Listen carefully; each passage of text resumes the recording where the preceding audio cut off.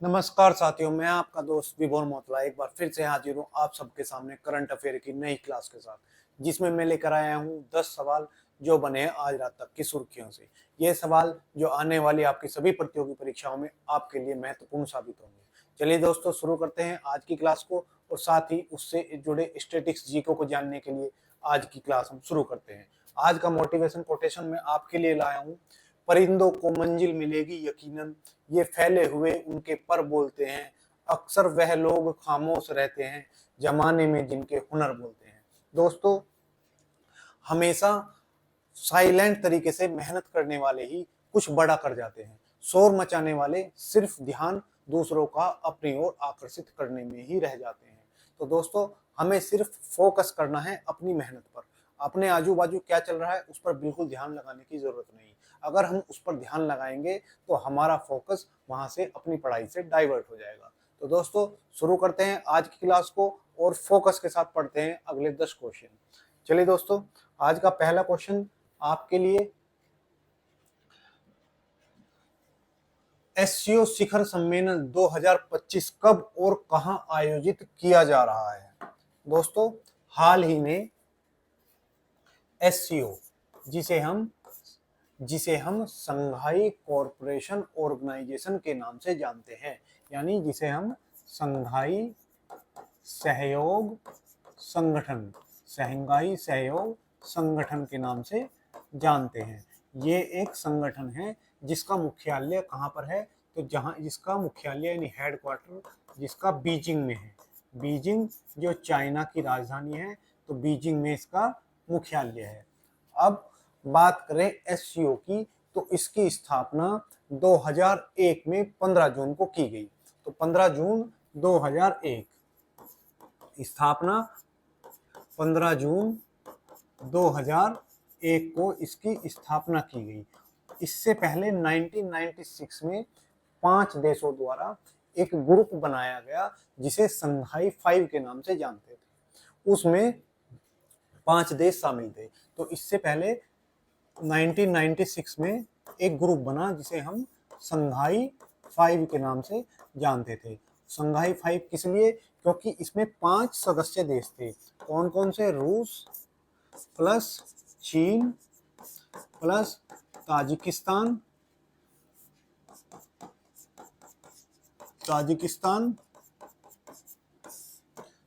उसके साथ ही तजाकिस्तान हो गया, और उज्बेकिस्तान इसमें बाद में शामिल हुआ। तुर्कमेनिस्तान भी नहीं था इसमें, और इसमें था काजाकिस्तान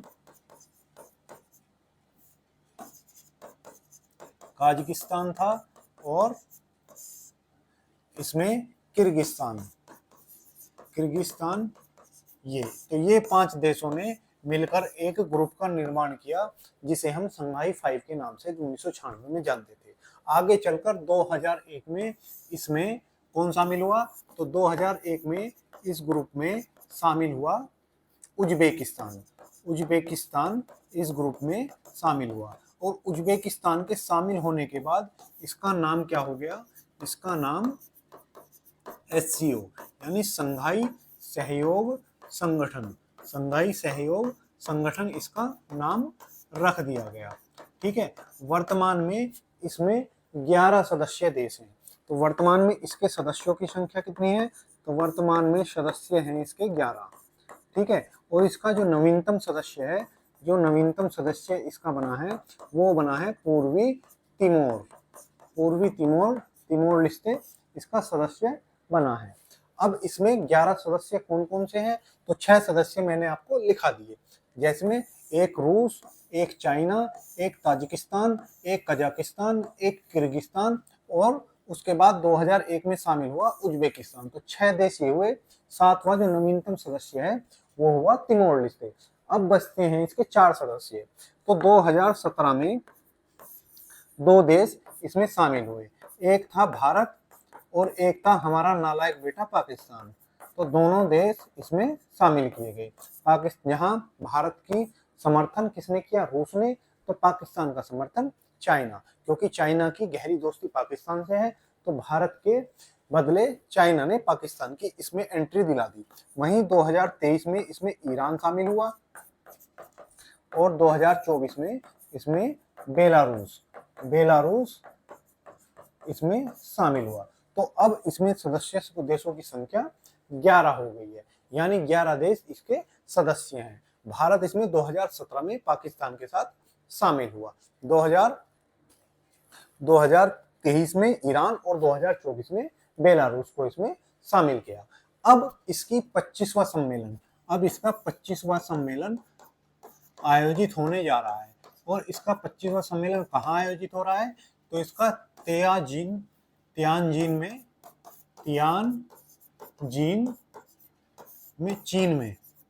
चीन में कब से कब तक? तो 31 अगस्त से 1 सितंबर के बीच इसका आयोजन हो रहा है। अब ये सुर्खियों में क्यों है? क्योंकि इसमें पहली बार जब से गलवान घाटी इंसिडेंट हुआ है, तो जब से गलवान घाटी इंसिडेंट हुआ है, तो इसमें हमारे प्रधानमंत्री मोदी जी शामिल होने जा रहे हैं। और ये पहला मौका है गलवान घाटी यानी 2020 की झड़प के बाद ऐसा पहला मौका है जब भारत के प्रधानमंत्री चाइना की यात्रा पर जाएंगे। ठीक है, तो गलवान घाटी इंसिडेंट कब हुआ? 2020 में हुआ। और उसके बाद प्रधानमंत्री जो हैं वो चाइना की यात्रा पर नहीं गए, उससे पहले चाइना की यात्रा पर गए थे। और चाइना के जो राष्ट्रपति जिनपिंग हैं, जो यहाँ पर आप देख रहे हैं, ये भी भारत की यात्रा पर आए थे। यानी दोनों देशों के बीच संबंध बनाने के लिए जोर दिया गया था। अब दोबारा से ये दोनों देश नजदीक आ रहे हैं। प्रधानमंत्री मोदी का चाइना की विजिट करने का मतलब है कि दोनों देश एक दूसरे के करीब आ रहे हैं, दोनों देशों को एक दूसरे की जरूरत है।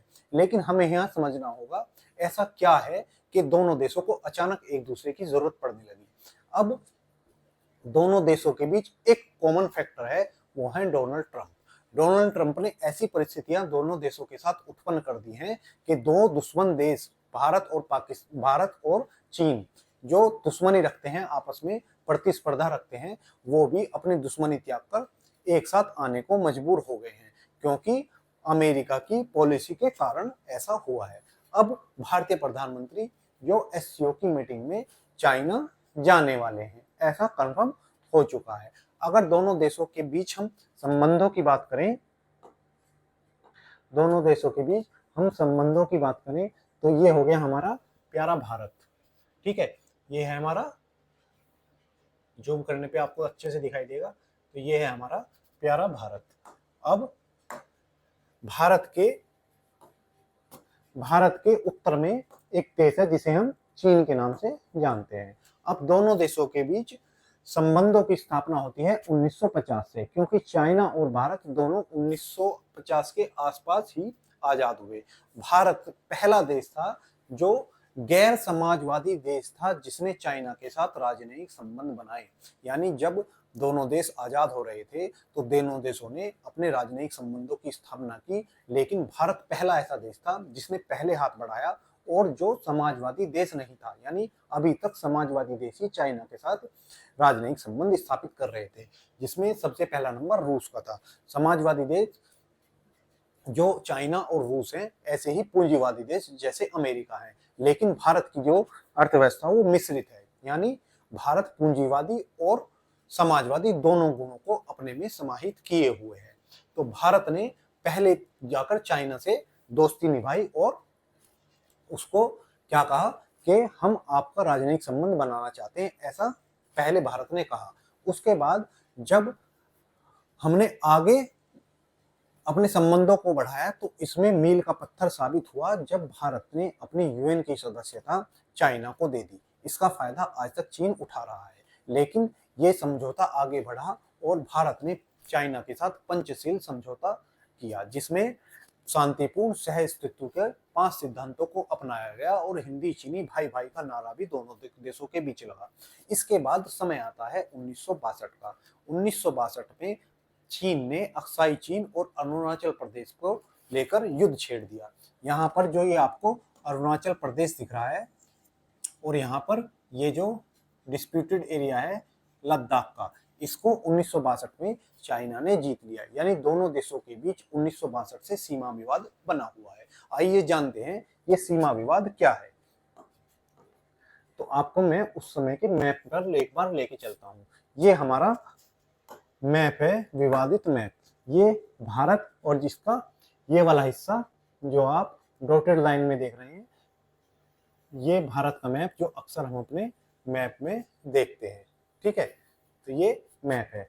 अब ये वाला मैप जैसा आपको दिखता है वैसा नहीं है, क्योंकि 1873 के पहले ये मैप ऐसा नहीं था, ये हमेशा बदलता रहा है। लेकिन अंग्रेजों के जाने के समय जो अंग्रेजों ने सीमा हमें निर्धारित करके दी, हमने उसे ही भारत की सीमा मान लिया। उसी को आगे बढ़ाते हुए जो ये डॉटेड लाइन आपको दिख रही है, भारत हमेशा इसे सीमा मानता रहा है, और इसे हम जॉनसन, कौन सी लाइन मानते हैं, तो इसको हम जॉनसन लाइन के नाम से जानते हैं। लेकिन चाइना ने 1950 से ही इसका विरोध करना शुरू कर दिया, और 1950 में जो 1899 यानी 1899 में निर्धारित जो लाइन थी, जिसे हम ये ग्रीन लाइन के रूप में देख रहे हैं, इसको चाइना ने बॉर्डर बताना शुरू कर दिया, जिसे हम मैकडोनाल्ड लाइन के नाम से जानते हैं। तो एक दो लाइनें हो गई, मैकडोनाल्ड नाम की रेखा के नाम से हम जानते हैं। हम जॉनसन को मानते थे और वो मैकडोनाल्ड के लिए अड़े हुए थे कि यहां तक हमारी सीमा है। उसके बाद 1962 में चाइना ने भारत पर अटैक कर दिया, और ये जो हमें सीमा दिख रही है, यहाँ तक उसने हिस्से को कब्जे में कर लिया। इसे ही हम आज LAC के नाम से जानते हैं। LAC, जिसे हम line of actual control, line of actual control जो चाइना और भारत के बीच में अभी सीमा का निर्धारण करती है, और LOC, line of actual control, जो भारत और पाकिस्तान में जम्मू कश्मीर में सीमा का निर्धारण करती है। दोनों में फर्क क्या है, तो LOC, क्योंकि LOC इसलिए कहा जाता है लाइफ ऑफ कंट्रोल, इसलिए कहा जाता है क्योंकि ये एक समझौते के द्वारा निर्धारित की गई सीमा है। यानी दोनों देशों के बीच एक समझौता हुआ और उसमें सीज फायर की गई, और कहा गया कि इससे इधर वाला हिस्सा आपका और इससे इधर वाला हिस्सा हमारा, ऐसा कहा गया। इसीलिए हम कहते हैं लाइन ऑफ कंट्रोल। लेकिन LAC हम चाइना वाले बॉर्डर पर इसलिए बोलते हैं क्योंकि इसमें कोई लिखित समझौता नहीं हुआ। चाइना ने कभी भी इसे लिखित समझौते के रूप में स्वीकार नहीं किया। चाइना की ये रणनीति रही है कि अगर मैं समझौता कर दूंगा तो मैं बंध जाऊंगा कि यहाँ तक सीमा मानने के लिए। उस चाइना जो हमेशा से विस्तारवादी नीति का पक्षधर रहा है, उसने कोई भी लिखित समझौता नहीं किया। इसीलिए हम लाइन ऑफ एक्चुअल कंट्रोल, यानी जहां तक किसी देश का अधिकार क्षेत्र वहीं तक रहेगा जहां तक उसने उसको अधिकार कर लिया है, यानी इसको हम लाइन ऑफ एक्चुअल कंट्रोल के नाम से जानते हैं।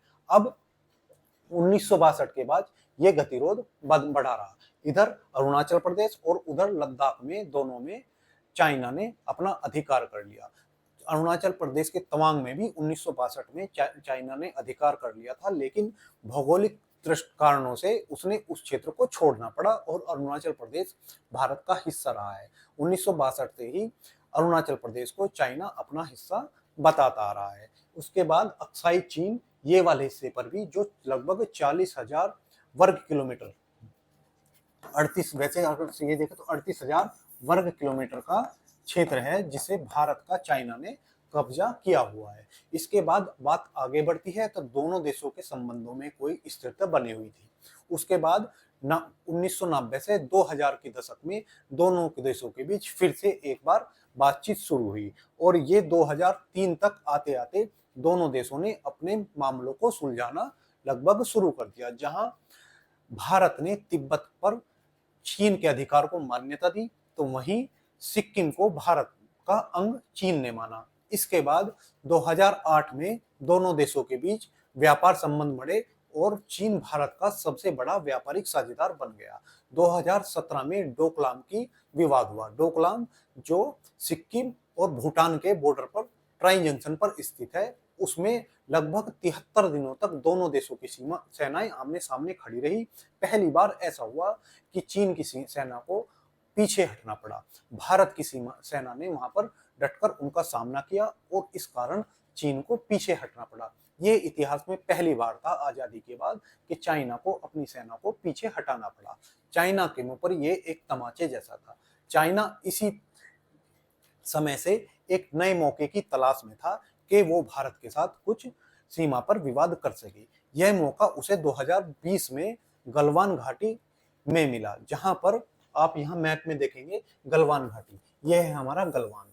यहाँ पर चाइना को मौका मिलता है और वो रात में दुबई चुपके भारतीय सेना पर हमला करता है, जिसमें लगभग 20 के आसपास सैनिक भारतीय मारे जाते हैं या शहीद हो जाते हैं। उसके बाद उसी झड़प में भारत ने चीन के लगभग 44 सैनिकों को मौत के घाट उतार दिया।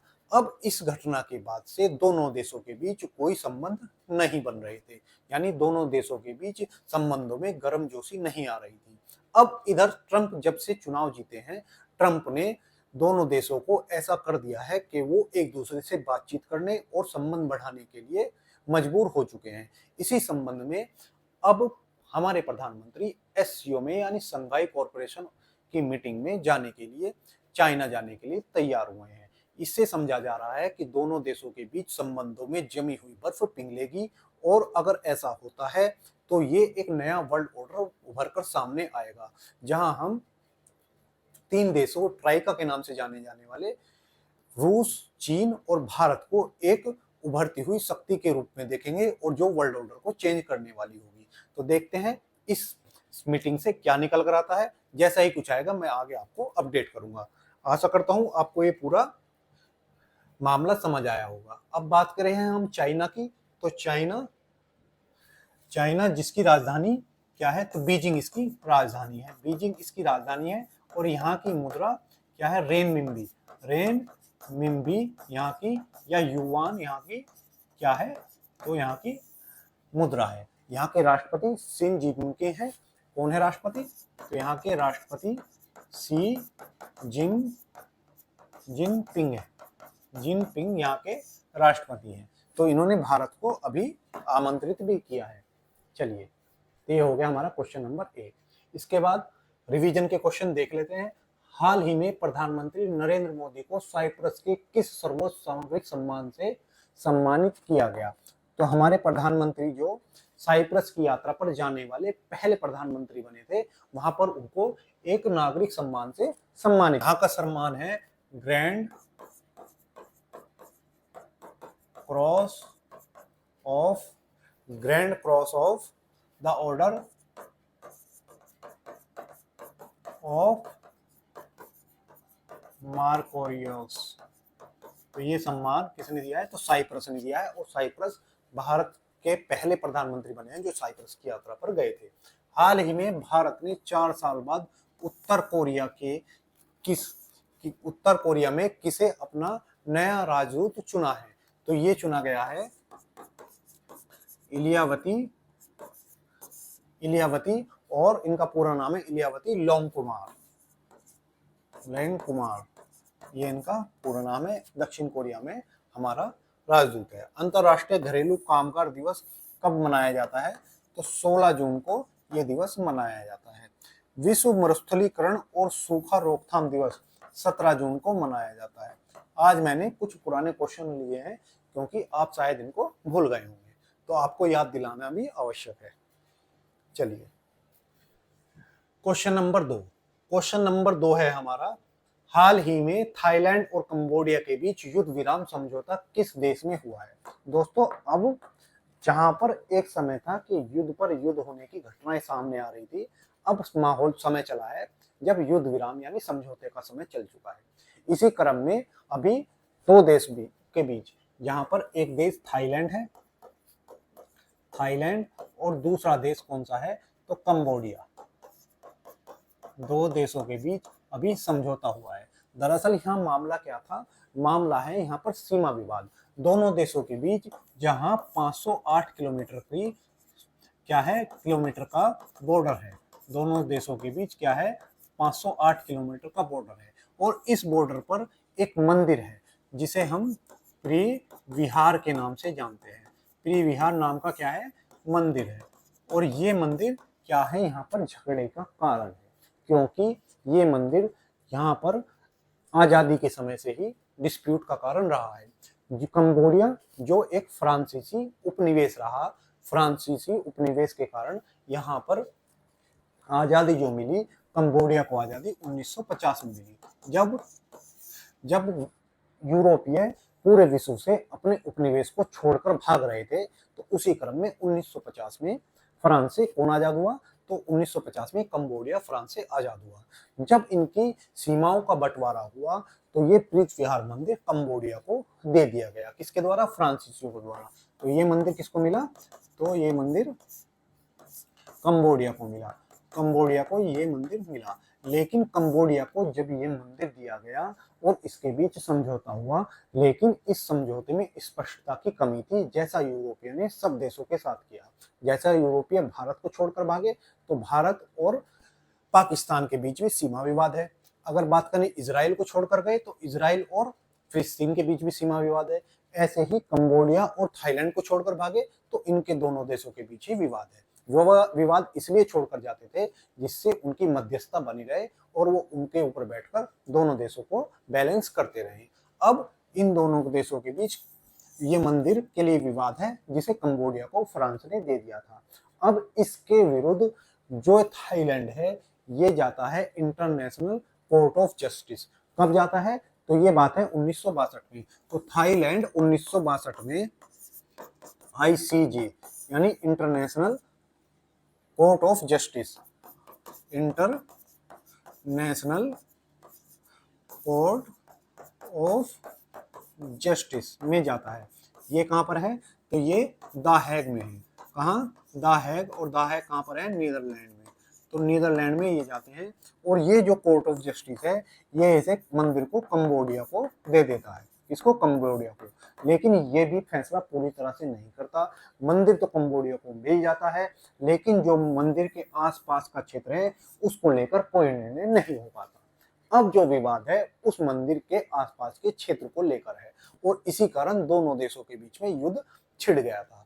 लेकिन अब इसी बीच चीन और मलेशिया ने इनमें मध्यस्थता की।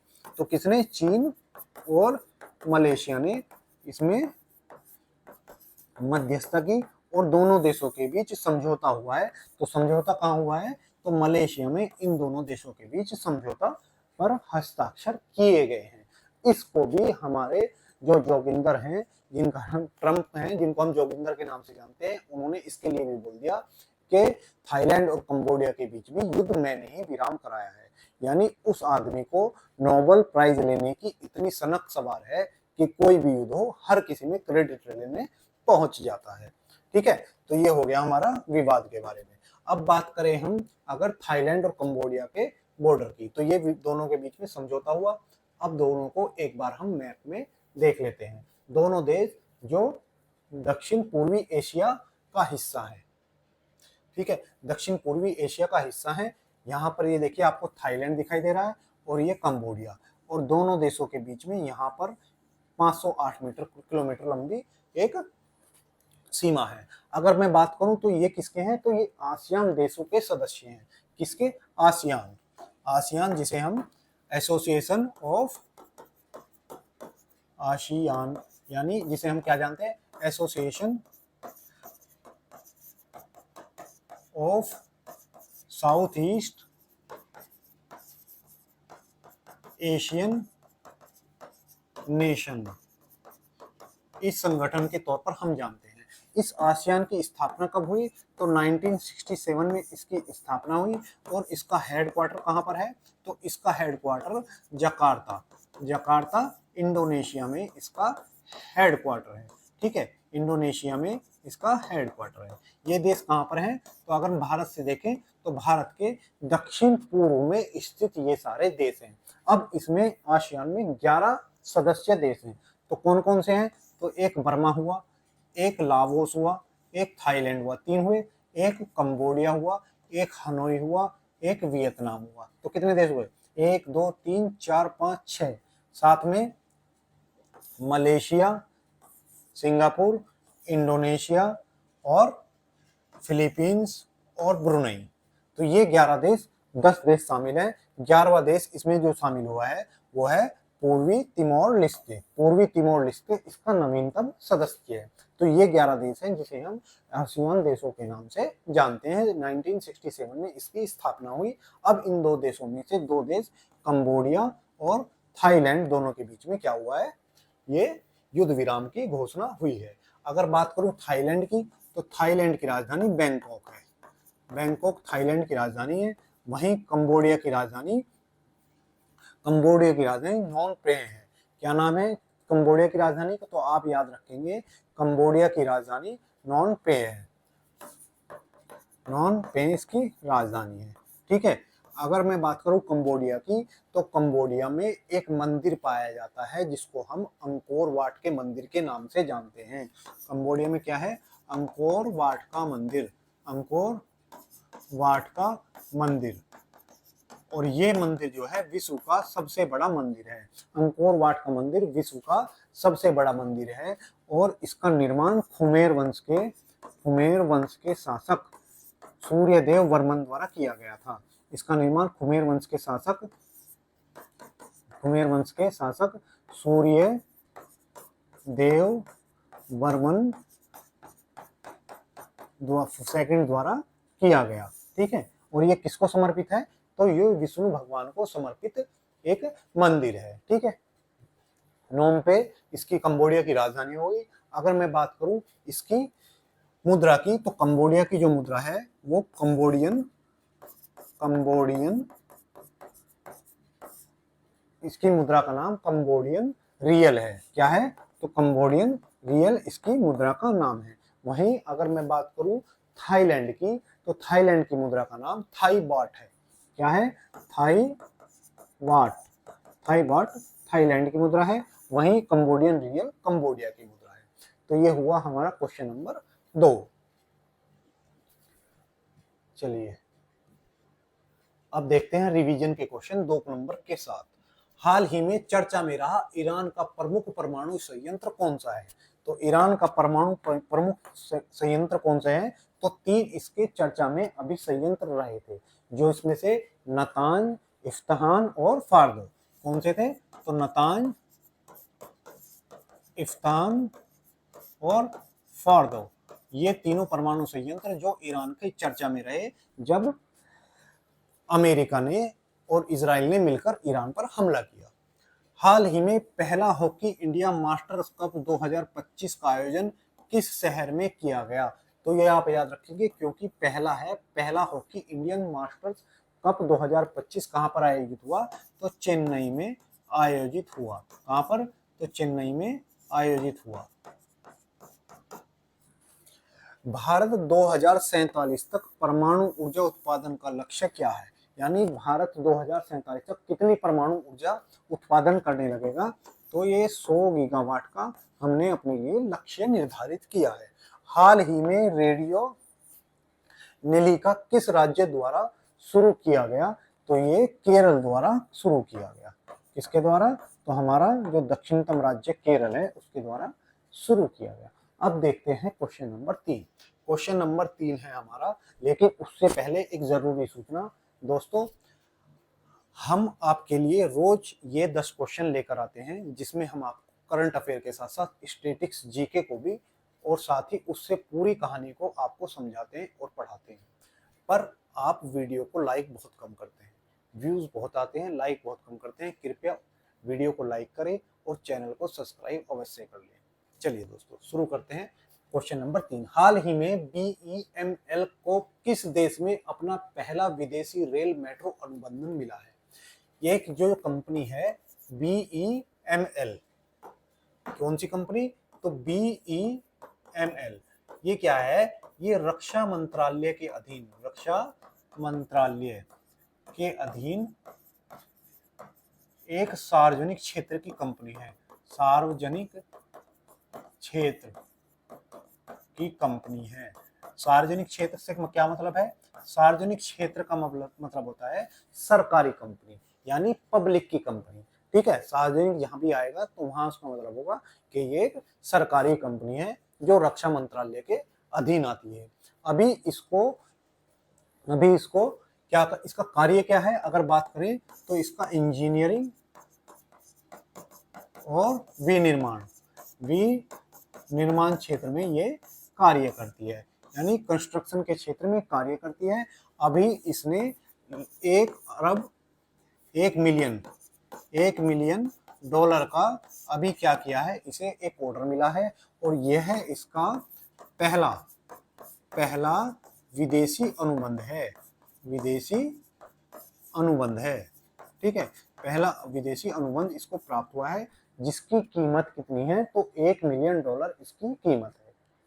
यानी $1 मिलियन का इसको कहाँ मिला है, मिला कहाँ पर है, तो मलेशिया में।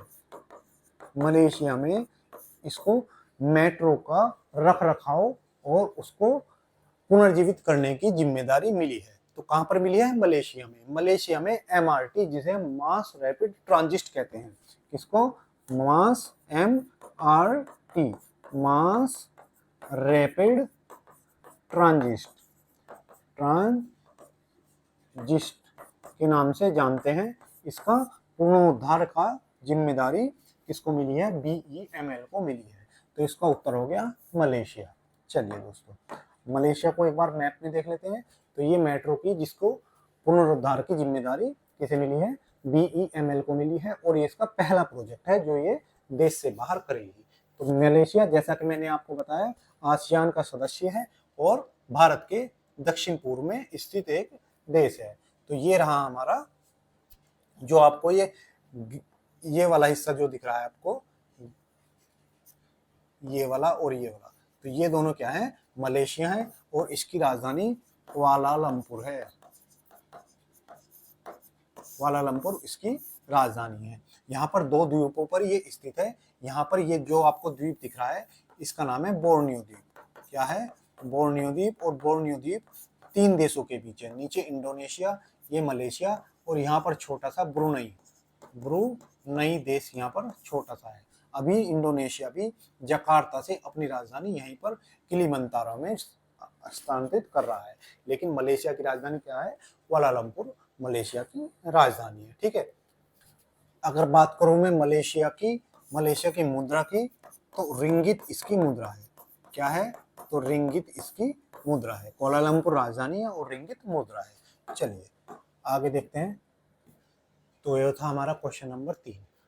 हाल ही में ऑपरेशन सिंधु किस देश से भारतीय नागरिकों को निकासी के लिए शुरू किया गया।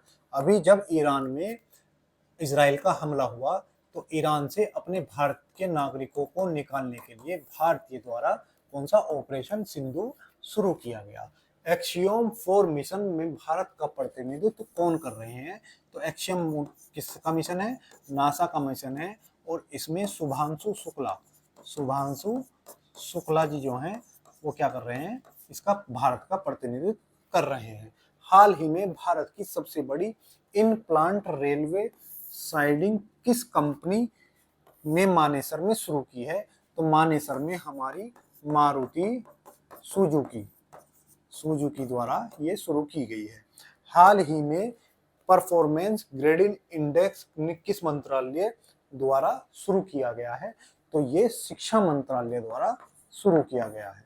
किसके द्वारा, तो शिक्षा मंत्रालय द्वारा इसको शुरू किया गया है।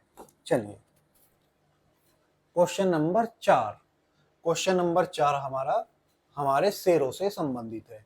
विश्व शेर दिवस हर साल कौन से दिन मनाया जाता है, तो यहाँ पर विश्व शेर दिवस यानी वर्ल्ड लायन डे कब मनाया जाता है, तो ये प्रत्येक वर्ष 10 अगस्त को मनाया जाता है। यानी प्रत्येक वर्ष 10 अगस्त को हम विश्व शेर दिवस मनाते हैं। ठीक है, और इसके मनाने का उद्देश्य क्या है, इसका उद्देश्य है कि जो शेरों की दयनीय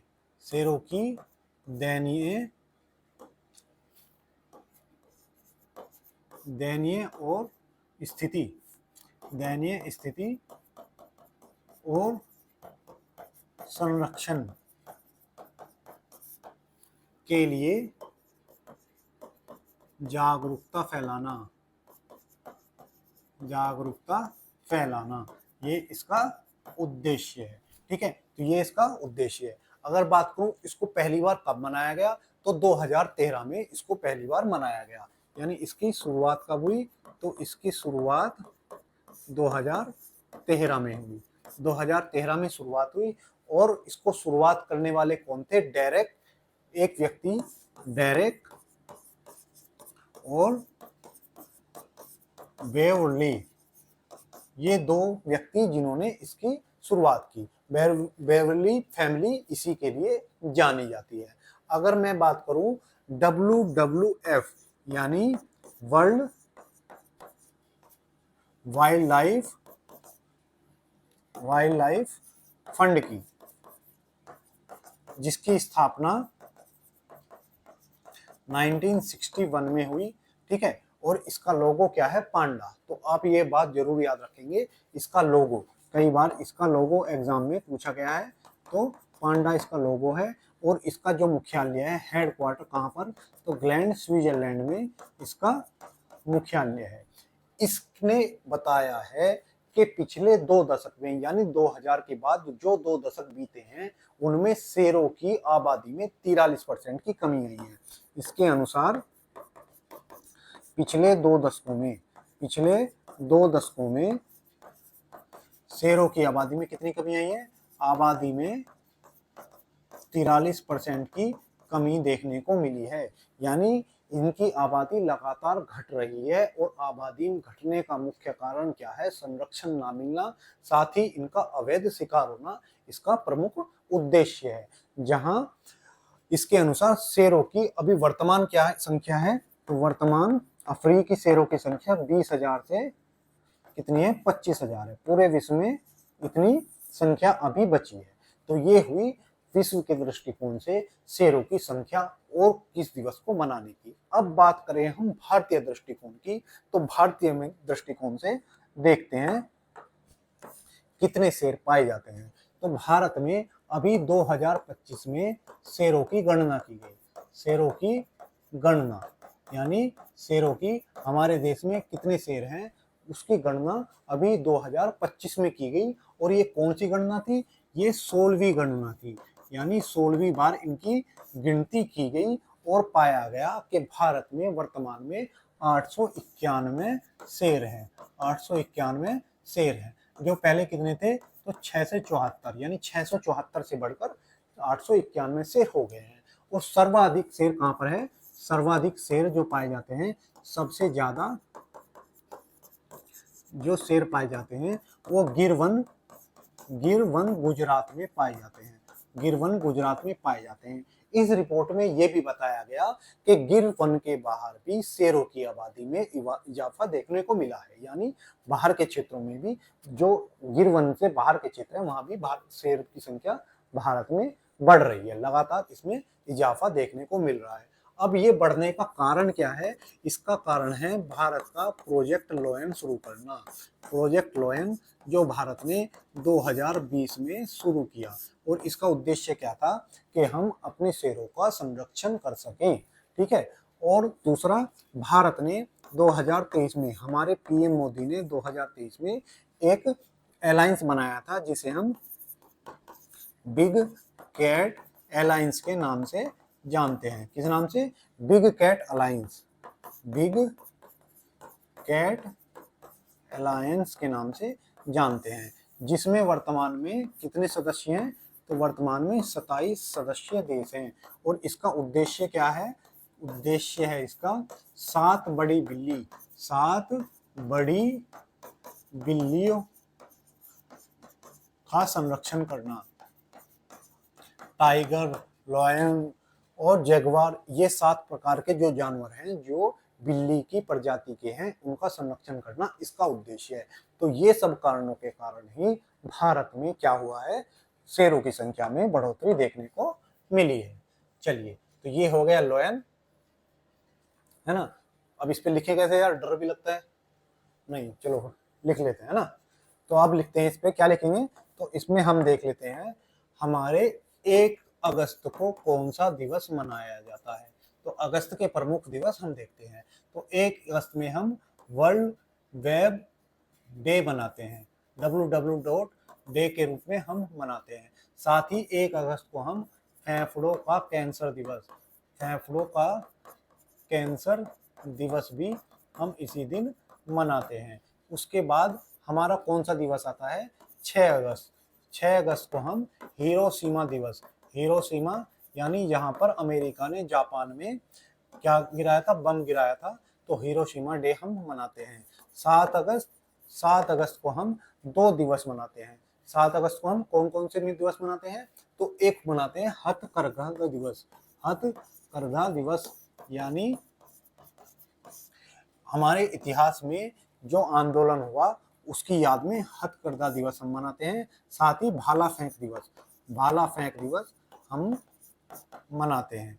कब, 7 अगस्त को, क्योंकि इस दिन नीरज चोपड़ा जी ने गोल्ड जीता था। ऐसे ही 9 अगस्त को हम कौन सा दिवस मनाते हैं, तो नागासाकी दिवस, हिरोशिमा और नागासाकी पर 2 परमाणु बम अमेरिका द्वारा गिराए गए, तो इसके लिए हम इसको नागासाकी दिवस भी मनाते हैं।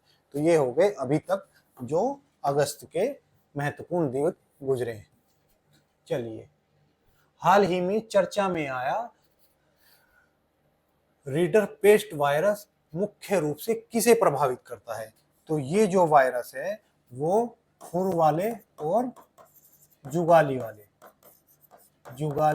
वाले जानवरों को प्रभावित करता है, जानवरों को प्रभावित करता है। हाल ही में नक्शा कार्यक्रम किस मंत्रालय द्वारा शुरू किया गया, तो ये जो नक्शा कार्यक्रम है ये ग्रामीण विकास मंत्रालय द्वारा शुरू किया गया, ग्रामीण विकास मंत्रालय द्वारा शुरू किया गया कार्यक्रम है। आरबीआई द्वारा एजेंसी बैंकों को सरकारी इंटरनेशनल बिग कैट अलायंस की पहली असेंबली कहाँ आयोजित हुई थी, तो मैंने जो आपको बताया उसकी पहली असेंबली नई दिल्ली में आयोजित हुई थी।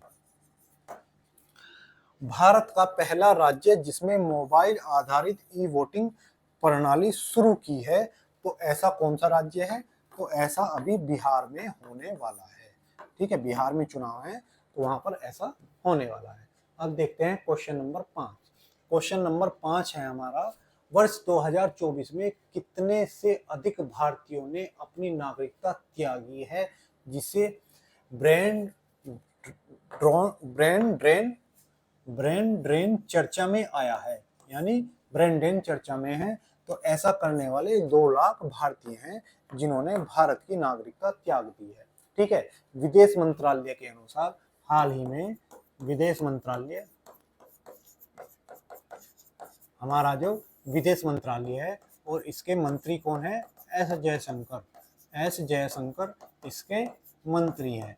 अब एस जयशंकर जी जिसके मंत्री हैं विदेश मंत्रालय, तो विदेश मंत्रालय ने अभी जानकारी दी है कि 2024-25 में 2 लाख से अधिक लोगों ने क्या की है, 2 लाख से अधिक लोगों ने नागरिकता छोड़ दी है, नागरिकता छोड़ी है। ठीक है, भारत में नागरिकता छोड़ी है 2 लाख से अधिक लोगों ने। ठीक है, 2 लाख से अधिक लोग भारत से नागरिकता छोड़कर चले गए हैं। इसे क्या नाम दिया गया है, ब्रेन ड्रेन नाम दिया गया है, यानी इसको हम प्रतिभा पलायन भी कहते हैं। हिंदी में क्या कहते हैं, प्रतिभा पलायन या ब्रेन ड्रेन, यानी भारत अपने अच्छे दिमाग वाले व्यक्तियों को नौकरी नहीं दे पा रहा, जिससे भारत के वे लोग विदेशों में जाकर नौकरी करने को मजबूर हैं। उसका कारण क्या है, इसका कारण है कि यहाँ पर बेहतर जीवन स्तर नहीं है और यहाँ पर वेतन कम है और अवसरों की तलाश में इसलिए लोग विदेश चले जाते हैं। यानी जो हमारा अच्छा दिमाग है, जो ब्रिलियंट माइंड है, उसको हम अपने देश के काम में ना लाकर वो दूसरे देश में काम कर रहे हैं। आप देखेंगे जितनी भी आईटी या बड़ी बड़ी कंपनियां अमेरिका में हैं, उनके सीईओ या प्रमुख ज्यादातर भारतीय हैं। अगर वो भारतीयों को यहाँ अपॉर्चुनिटी मिली होती तो वो यहीं पर रहकर काम करते और वो देश को आगे बढ़ाने में काम आता। लेकिन ये क्या हो रहा है, ये बाहर जा रहे हैं, यानी दूसरे को सपनों को पूरा करने के लिए अपनी जिंदगी उनके लिए कर रहे हैं।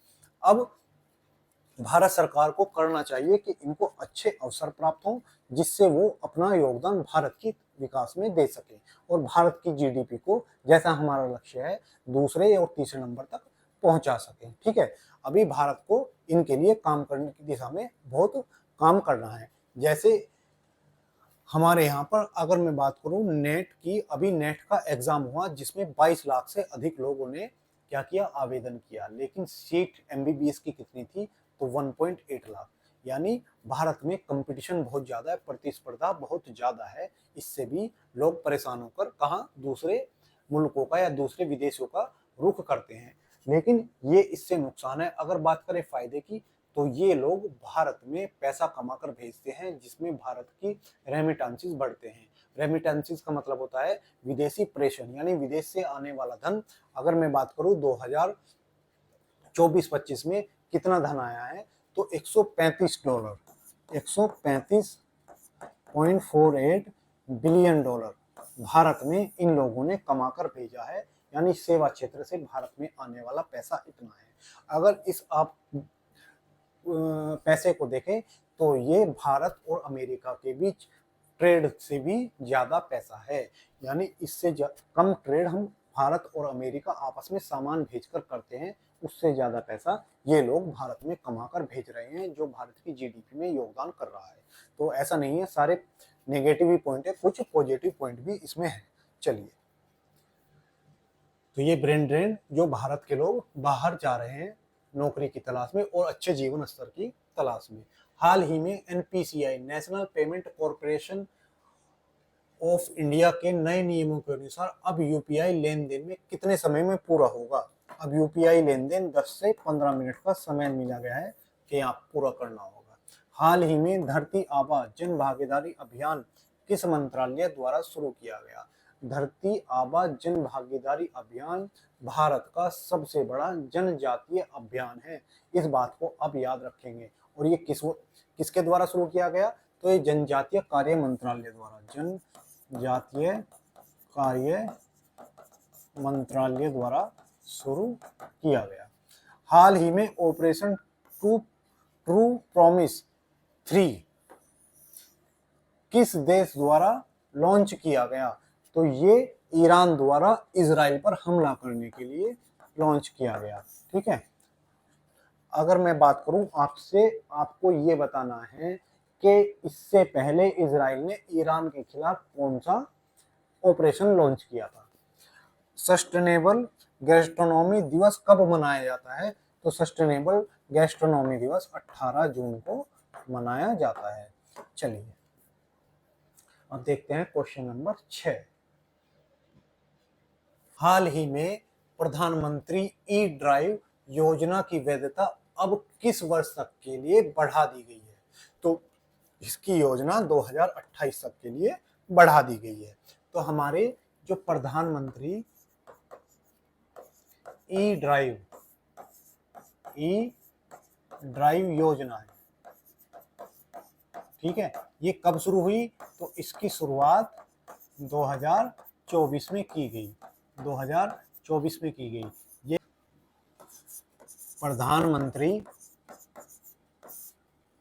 प्रधानमंत्री इलेक्ट्रिक ड्राइव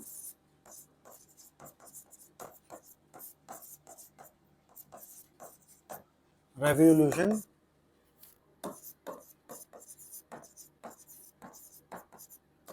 प्रधानमंत्री इलेक्ट्रिक ड्राइव रेवोल्यूशन इनोवेटिव प्रधानमंत्री electric drive revolution innovative vehicle enhancement, तो ये इसकी फुल फॉर्म है, जिसे 2014 में शुरू किया गया। और इसका उद्देश्य क्या था, इसका उद्देश्य था भारत में इलेक्ट्रिक वाहनों की संख्या को बढ़ाना इसका उद्देश्य था। अब सरकार ने क्या किया है, इसके कार्यकाल को 2 वर्ष बढ़ा दिया है। ये 2026 में खत्म होने वाली थी 31 मार्च को, अब इसको बढ़ाकर कब तक कर दिया गया है, मार्च 2028 तक कर दिया गया है। लेकिन इसमें 2 पहिया वाहन जो हैं, 2 पहिया और 3 पहिया इनके 31 मार्च 2026 को इनके लिए ये योजना समाप्त कर दी जाएगी। इसमें ट्रक यानी 4 व्हीलर के लिए ये योजना 2028 तक जारी रहेगी। ठीक है, तो ये अभी इस योजना को 2 साल के लिए बढ़ा दिया गया है। ठीक है, तो 2 साल के लिए इसको बढ़ा दिया गया है और इसमें 2024 में इसके लिए जो बजट आवंटन किया गया था वो 10,990 करोड़ रुपए था। क्योंकि ये बजट अभी पूर्णतः खर्च नहीं हो पाया है, इसलिए इसको आगे बढ़ा दिया गया है। अगर 2028 से पहले ये हम बजट पूरी तरह से खर्च कर लेते हैं तो इसको वहीं पर खत्म मान दिया जाएगा। यानी अगर 2027 में ये पैसा खर्च हो गया तो 2027 में ही इसकी लास्ट डेट होगी। चलिए, तो यह है इलेक्ट्रिक वाहन के लिए, जिसमें बस और चार्जिंग स्टेशन डेवलप किए जाएंगे। हाल ही में बोन क्लाइमेट चेंज कॉन्फ्रेंस 2025 कहाँ आयोजित की जा रही है? तो बोन कहाँ पर है? जर्मनी। तो ये जर्मनी में ही आयोजित की जा रही है। हाल ही में इंटरनेशनल बिग कैट लाइन्स की पहली असेंबली कहाँ आयोजित हुई? तो ये दिल्ली में। ये क्वेश्चन रिपीट हो गया। हाल ही में भारत के वैज्ञानिक द्वारा विकसित नैनो कप तकनीक का उपयोग किस रोग के उपचार में किया गया है? तो ये जो नैनो कप है इसका कैंसर के उपचार में उपयोग किया जाएगा। हाल ही में किस वरिष्ठ पत्रकार को पद्म विभूषण से सम्मानित किया गया है? तो हमारे जो राम बहादुर राय हैं, राम बहादुर राय, इनको क्या किया गया है? पद्म विभूषण से सम्मानित किया गया है। चलिए, क्वेश्चन नंबर 7 आज का। हाल ही में जारी सरकारी आंकड़ों के अनुसार 2025 की पहली 6 महीनों में भारत के राष्ट्रीय राजमार्गों पर कितने लोगों की मृत्यु हुई है? तो हमारा जो मंत्रालय है, जिसे हम सड़क परिवहन और राजमार्ग मंत्रालय के नाम से जानते हैं, राजमार्ग मंत्रालय इसके नाम से जानते हैं। और इसके मंत्री कौन है? तो इसके मंत्री हैं नितिन गडकरी इसके मंत्री हैं। तो इन्होंने अभी लोकसभा में ये बताया है कि 2025 के पहले 6 महीनों में ही तो 29,118 लोगों की क्या हो चुकी है? लोगों की मौत हो चुकी है। और इसका कारण क्या है? खराब ड्राइविंग और सड़कों का गलत डिजाइन इसका मुख्य कारण इसमें बताया गया है। और ये कहा गया है कि पिछले साल की तुलना में पहले 6 महीनों में ये क्या है? 50% से अधिक हो चुकी है। यानी अगर पिछले साल जब 53,090 एक्सीडेंट पूरे साल में हुए थे, तो ये 53,000 के आधे आंकड़े से पहले 6 महीने में आगे निकल चुकी है। यानी ये पिछले साल के रिकॉर्ड को तोड़कर उससे आगे निकल जाएगी। ठीक है, तो ऐसा कहा गया है कि पिछले साल से ज्यादा इस बार एक्सीडेंट होने की संभावना है। अगर मैं आंकड़े आपको बताऊं 2023 के, तो 2023 में जो दुर्घटना हुई थी वो थी 1,23,953 और इन दुर्घटनाओं में लगभग 53,630 मौतें हुई। ठीक है, इतनी मौतें हुई। अगर मैं बात करूं 2024 की, तो 2024 में दुर्घटनाओं की संख्या बढ़कर 1,25,873 हो गई। 1,25,873 हो गई। और जो मौतों की संख्या थी वो 53,090 मौतें इन दुर्घटनाओं में हुई। वहीं अगर बात करें अब 2025 के जनवरी से जून महीने के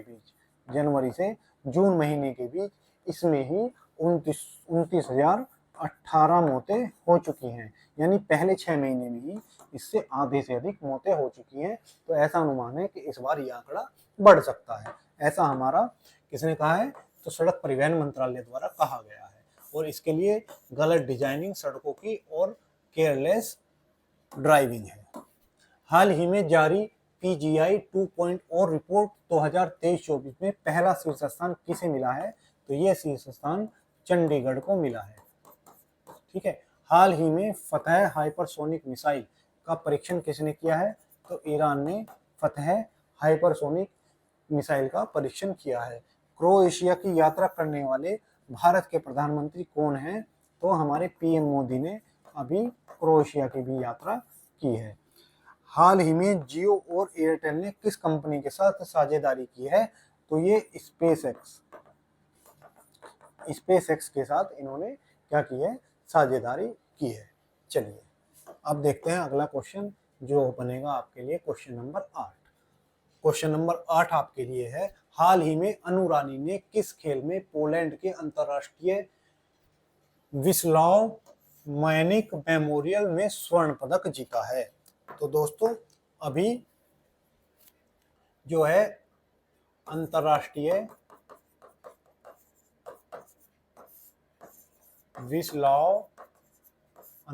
विस्लाव मैनिक मेमोरियल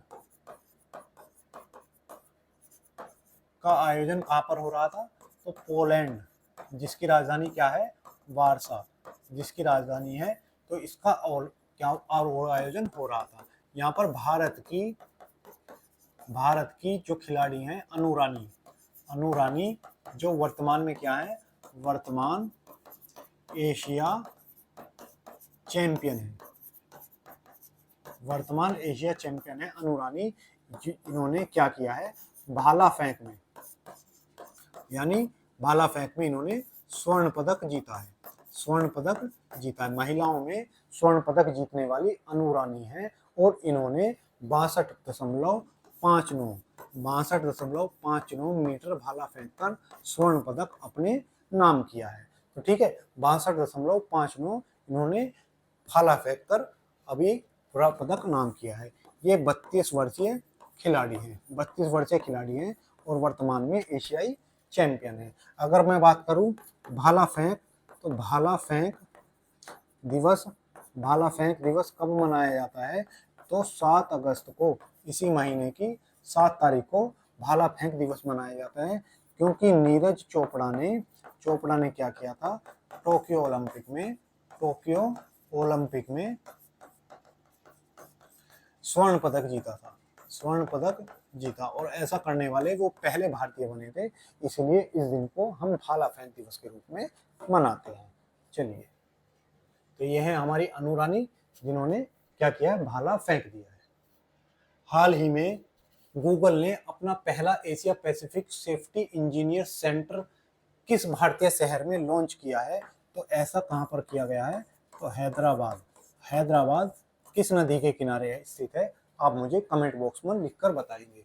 हाल ही में किस देश के साथ भारत ने कृषि सहयोग के लिए पहली संयुक्त कार्य समूह की बैठक आयोजित की है? तो ऐसे हमने यूक्रेन के साथ की है। किसके साथ? तो यूक्रेन के साथ हमने ऐसा किया है। विश्व आर्थिक मंच वर्ल्ड इकोनॉमिक फोरम ने ऊर्जा बदलाव सूचकांक 2025 में भारत को कौन सा स्थान दिया है? यानी ऊर्जा बदलाव सूचकांक में भारत का स्थान क्या रहा? तो भारत का स्थान इस पर 71वां रहा। ठीक है, कौन सा रहा? तो 71वां स्थान भारत का रहा। संयुक्त राष्ट्र महासभा ने किस वर्ष को अंतर्राष्ट्रीय महिला किसान वर्ष घोषित किया है? तो अभी हमारा जो है 2026 को, अगले वर्ष को ये घोषित किया गया है। चलिए अब देखते हैं क्वेश्चन नंबर 9। क्वेश्चन नंबर 9 है आपका, हाल ही में भारत में 1 लाख करोड़ का टर्नओवर पार करने वाली पहली विविध एनबीएफसी कौन सी है? तो अभी जो KSFE, इसकी फुल फॉर्म है केरल स्टेट फाइनेंशियल एसोसिएशन। तो इसकी Kerala state financial association, Kerala state financial association, इसने क्या किया है? 1 लाख करोड़ का टर्नओवर किया है। टर्नओवर का मतलब क्या होता है? कि एक साल में इतने का लेन देन करना। क्या करना? लेन और देन, यानी इतने का कारोबार करना टर्नओवर कहलाता है। एक साल में कितने की कंपनी कोई कारोबार कर लेती है तो उसको उसका टर्नओवर गिना जाता है। तो अभी किसने? KSF ने, जो क्या है? एक NBFC है, यानी नॉन बैंकिंग फाइनेंशियल कॉरपोरेशन है। नॉन बैंकिंग फाइनेंशियल कॉरपोरेशन कौन सी होती है? जो जमाएं स्वीकार नहीं करती, बाकी वो लोन दे सकती हैं लेकिन जमाएं स्वीकार नहीं कर सकती, उनको हम NBFC के रूप में जानते हैं। तो अभी ये KSFC ऐसी पहली संस्था बनी है। अब देखते हैं रिवीजन के कुछ क्वेश्चन। हाल ही में हिंदी भाषा के लिए साहित्य अकादमी पुरस्कार किसे मिला है? तो ये हमारे प्रवेश यादव जी को मिला है। प्रवेश यादव जी को आप याद रखेंगे और आप मुझे बताएंगे युवा अंग्रेजी भाषा का साहित्य अकादमी पुरस्कार किसे मिला है? अकादमी पुरस्कार किसे मिला है? ठीक है। हाल ही में HAL को इसरो ने किस तकनीक के निर्माण के लिए, वैश्वीकरण के लिए 511 करोड़ का सौदा मिला है? यानी HAL को अनुमति मिली है कि वो SSLV शॉर्ट लॉन्चिंग व्हीकल बना सके, शॉर्ट सैटेलाइट लॉन्चिंग व्हीकल बना सके। हाल ही में RBI ने किस बैंक पर नियामकीय चूक के लिए 29.6 लाख का जुर्माना लगाया है? तो किस पर लगाया है? ये फिनो पेमेंट बैंक पर ये लगाया गया है। हाल ही में किस भारतीय एनिमेटेड फिल्म ने NC 2025 में जूरी पुरस्कार जीता है? तो देसी ऊन फिल्म ने ये पुरस्कार जीता है। तो देसी ऊन फिल्म ने ये पुरस्कार जीता है। चलिए आज का अंतिम क्वेश्चन की ओर चलते हैं। क्वेश्चन नंबर 10 है हमारा, जगुआर लैंड रोवर के नए CEO के रूप में किसे नियुक्त किया गया है? तो जो पीबी बालाजी को जगुआर और लैंड रोवर के CEO के रूप में नियुक्त किया गया है। जगुआर लैंड रोवर, ये देखिए इसका लोगो चीते का लोगो है, तो इसका कौन है? बालाजी इसके CEO के रूप में नियुक्त किए गए हैं। तो ये था हमारा आज का सेशन और आशा करते हैं आपको पसंद आया होगा। कैसा लगा आपको ये सेशन, ये भी कमेंट बॉक्स में अवश्य लिखें और वीडियो को लाइक करें, चैनल को सब्सक्राइब करें और बेल आइकन दबाना ना भूलें। धन्यवाद।